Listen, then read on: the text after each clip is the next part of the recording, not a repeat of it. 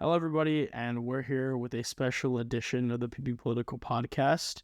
I'm Ishan Pokrell, My name's Cameron Cummings. and we're here to just go over the announcement from a couple hours ago that Florida Governor Ron DeSantis is officially entering the presidential race for 2024.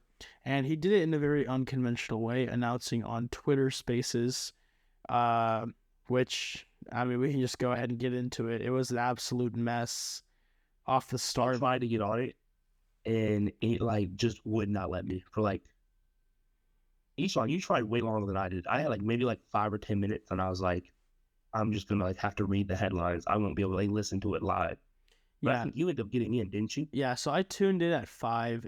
They said that they leaked that this would be an announcement that they'd be running for president, and that to tune in at 5 p.m. Central. So I tuned in at 5 p.m. Central, and it was really the first 25 minutes or so was just so there was CEO of Twitter Elon Musk, billionaire David Sachs, who is a open supporter of Governor DeSantis in this race and is also part of Elon Musk's inner circle on all things Twitter. And obviously, Governor DeSantis is a 3-person panel.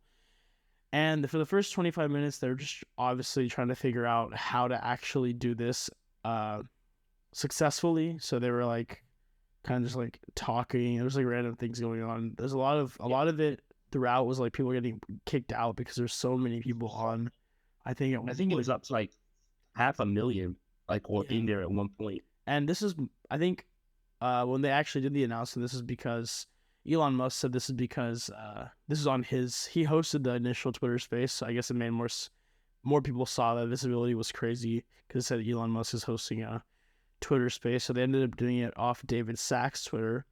And that's when it actually worked. And he announced it. Even when he was announcing, there were still points where he'd cut out, or David Sachs would cut out, or even Elon would cut out. So a little bit of a messy reveal, basically. Start. Yeah, pretty bad start. I was saying that I tweeted that if Governor DeSantis, if President Trump had joined Twitter immediately, right as they were announcing that Ron DeSantis would be running, and that would be the biggest thing of the night, really. And that could have been something. Yeah. Just President Trump would probably do just for a troll. You know how he is, little. Yeah. So let's get into what he said. So obviously Twitter Spaces was messed up, but once Governor DeSantis actually did make the announcement, he stuck to a lot of the stuff he's been signaling throughout his, I guess now, his presidential bid so far. Which one of the big things he's been saying has been he's been talking about a great American comeback, which is kind of his version of Make America Great Again. He didn't actually mention President Trump by name, which I thought was, I mean, I guess at this point in the race, he is the second biggest poller.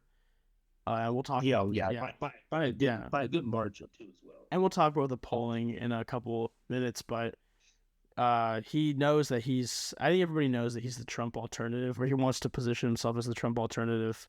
And he tried to do this by, one thing I saw in particular, or heard in particular, was he's committed to finishing the border wall down on the southern border, which is, in his estimation, the best way to help repel cartel violence and drug trade in the United States. Basically, that just seemed like a coded way to say that he will actually, he wants to do the same agenda as President Trump, but he wants to actually do it. So there's it was a couple other things. The policy differential between President Trump and Governor DeSantis is almost minimal, I would say. Actually, I think DeSantis is a little bit further to the right on most things, such as abortion and immigration even. But I think he's positioning himself, or he wants to position himself as a effective President Trump, and he's touting his Florida record because he's been able to pass a lot of legislation in Florida, despite how we feel about the issues. I mean, despite how outsiders feel about the issues, he's still fairly popular in Florida, and he's gotten a lot of things done in the legislature. So, Cameron, what do you think about just the official announcement of Governor DeSantis? Yes. It is probably one of the most like different announcements I've seen. I mean, like you never heard somebody like, yo, hop on Twitter Spaces. Ron DeSantis is announcing his candidacy for presidency. And I guess we knew that he was going to do that because it got leaked that this is what it was all for.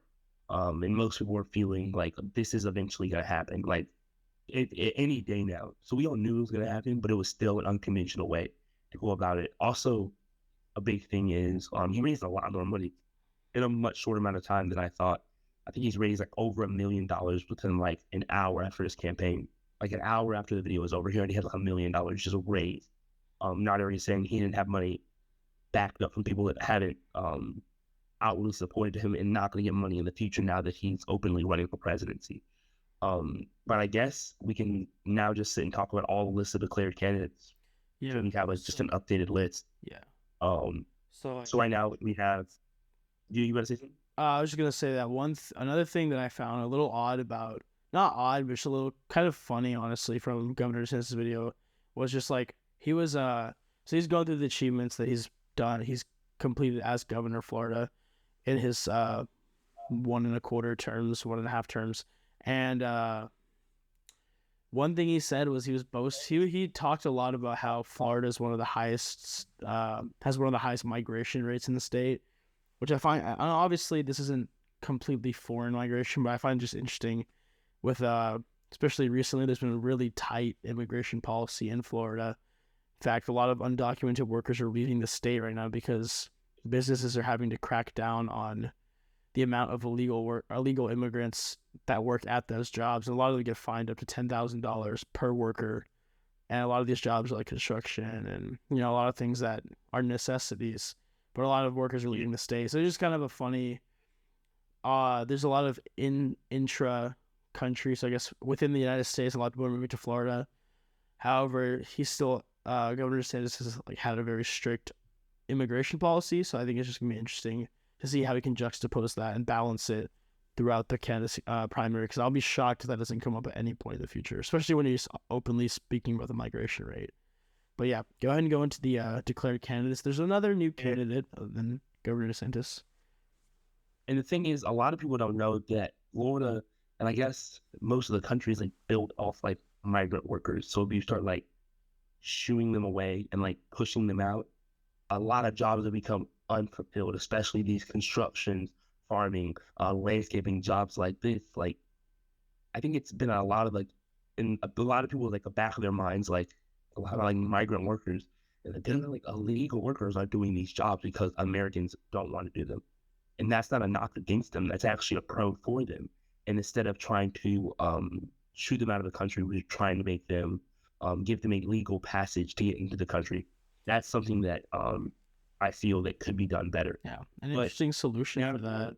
Just real quick, an interesting solution that could actually promote American workers in those positions would be just pay them more. That might have to, and that's just it's terrible hours, terrible money. I mean, so just an interesting dilemma. But yeah, go ahead and go into the declared candidates now with Governor DeSantis and another new candidate into the race from our last week. So we're going to go off the list of all the Republican declared candidates for president of the United States. We have the 45th president, Donald Trump, a new person that just entered the running, South Carolina Senator Tim Scott, like we've been talking about this entire podcast, Governor of Florida, Ron DeSantis, the former governor of South Carolina, and the former United States ambassador, Nikki Haley, the former governor of Arkansas, Asia Hutchinson, entrepreneur Vivek Ramaswamy, and then radio personality Larry Elder. So these are the current list of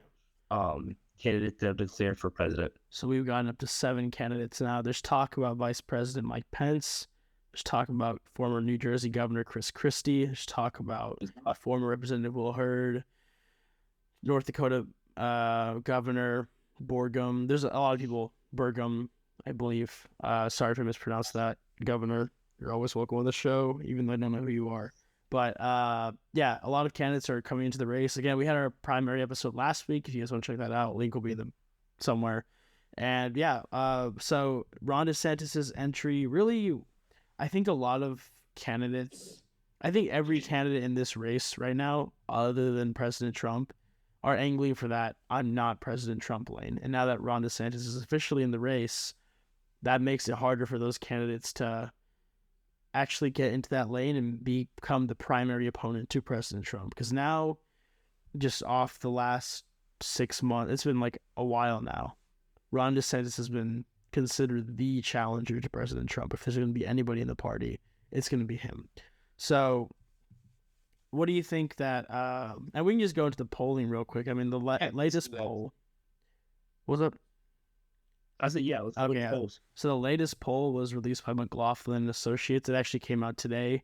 Surveyed 446 likely voters. It has President Trump winning the primary with 54% of all voters. Governor DeSantis trailing with 18%. Vice President Mike Pence, who again has not declared, has 7%. Vivek Ramaswamy has 4%. Nikki Haley has 3%. Senator Mitt Romney of Utah, who again ran in 2012 as the Republican nominee and lost badly to President Obama, has 3%, and Senator Tim Scott has 2%. And then the latest head-to-head poll where Trump and DeSantis are matched up against each other, President Trump is up. This is the same McLaughlin Associates poll. President Trump is up 69% to DeSantis' 30%. So there's a huge gulf that Ron DeSantis is going to have to hope to make up with, because if you wanted to make this a two-person race, that's your result right now. So what do you think Ron DeSantis can do to make up this ground moving into the Iowa caucuses, and really going into the fall and then into the Iowa caucuses in the spring?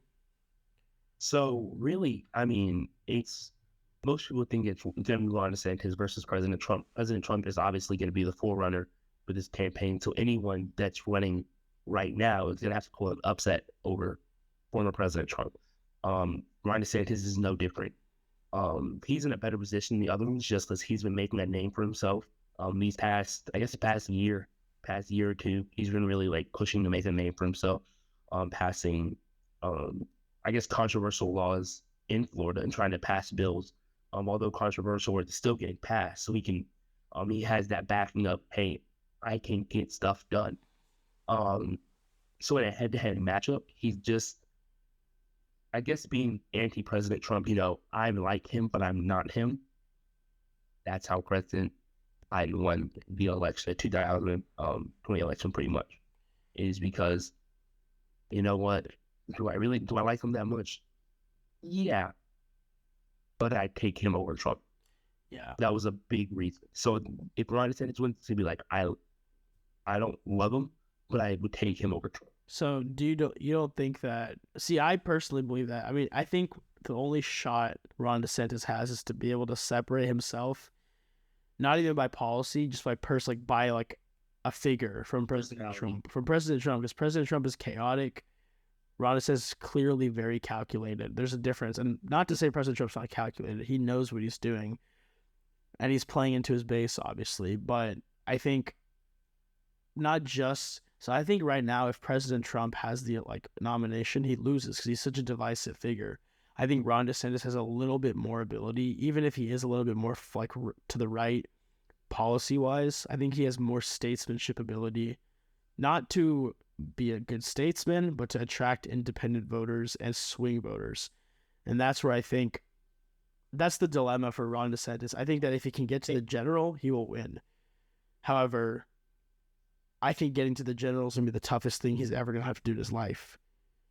Yes. And I agree. How do you think, do you think there's do you agree that he has to probably go on the offensive and start criticizing President Trump? In this announcement, I don't know if I mentioned this earlier, he did not mention President Trump at all by name. Yeah. And if you want to be the front runner, or if you want to be the main challenger to the former president of the United States, you're going to have to mention his name. Mm-hmm. And I mean, I just don't know how he can go around. And obviously, we know what's going to happen in the debate.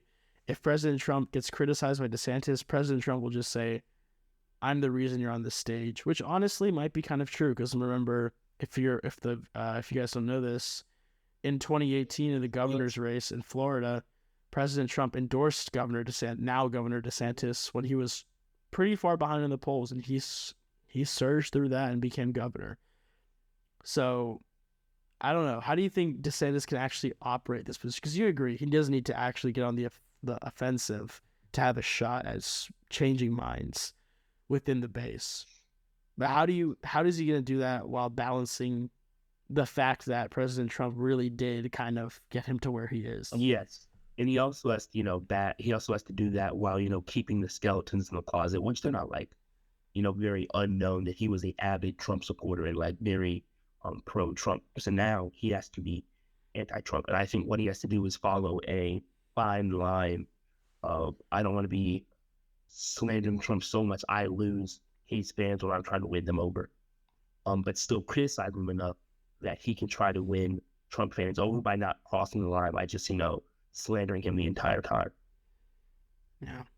I think So it's a fine line as well. yeah. Now, obviously this isn't going to be the end of Republican primary conversation for us. I think that's everything we have to cover today, but again, Vice President Mike Pence might be joining the race soon. Former governor of New Jersey, Chris Christie. I think Chris Christie, I've heard chatter that he's trying to enter the race to sort of be a missile aimed at President Trump, try to blow his race up and just leave the door open for another candidate.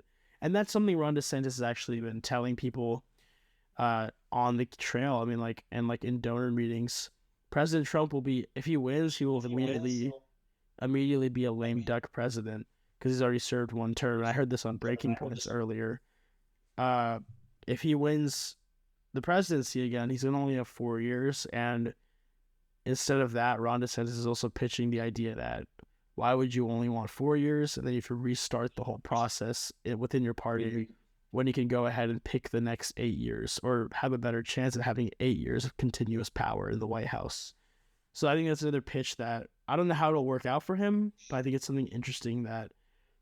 I mean, it's an interesting approach. I think it makes sense for him to take that approach, but also, I mean, he has to criticize President Trump. You can't run an election without, you can't do it anymore. You could probably do it in the past, probably the beginning of the United States where you could like run without criticizing your opponent or mudslinging. That's just really not possible anymore, especially when President Trump is the master of instigation and everything. So I think that Ron DeSantis is going to have a whale of a time. And I think that his announcement this evening was a little bit of a foreshadowing for how his campaign is going to go.